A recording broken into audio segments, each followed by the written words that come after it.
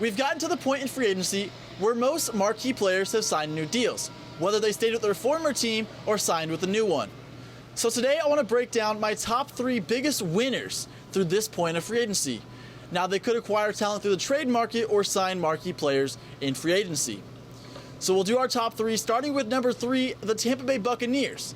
They signed the biggest fish in free agency, Tom Brady, to a 2-year, $50 million deal with $9 million in incentives. That automatically upgrades their quarterback position, at least in experience, from Jameis Winston to Tom Brady. This team should be much improved, and they should be flying through everybody's power rankings. They haven't made many other moves, though, on the roster, and that's why I only have them at number 3. This is a team with plenty of pieces around Tom Brady, but they might need more offensive line help and more help on the defense. Moving to number 2, I have the Arizona Cardinals, who landed a trade for DeAndre Hopkins from the Houston Texans and only gave up a second rounder and David Johnson. This team also improved their defense a lot. They were able to sign defensive tackle Jordan Phillips, outside linebacker Devon Kennard, outside linebacker Devondre Campbell, and defensive tackle Trayvon Coley. So the Cardinals, who finished 5-10-1 last season, look to be on the upswing. They have their franchise quarterback in Kyler Murray. They have 2 elite receivers in Larry Fitzgerald and DeAndre Hopkins, a young, exciting coach in Cliff Kingsbury, and now a much improved defense with the additions they've made so far in the 2020 NFL free agency period.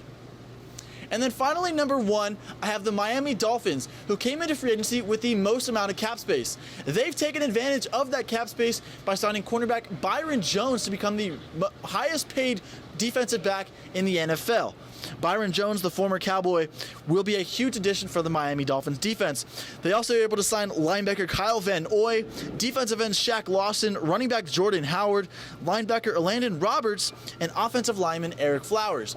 Flowers isn't necessarily a great offensive lineman, so he was overpaid at $10 million per year, but he did prove that he could be a starting offensive lineman. And for a team that is going to have a young quarterback, whether they stick with Josh Rosen or they go and draft Tua Tagovailoa, Joe Burrow, or Justin Herbert, this team is going to have a better offensive line and an even better defense. So I know that head coach Brian Flores will be excited to put these pieces to use in 2020. So those are my top 3 biggest winners at this point of the NFL free agency period. Let me know what you think in the comments below. Also, be sure to subscribe to the channel and leave a like.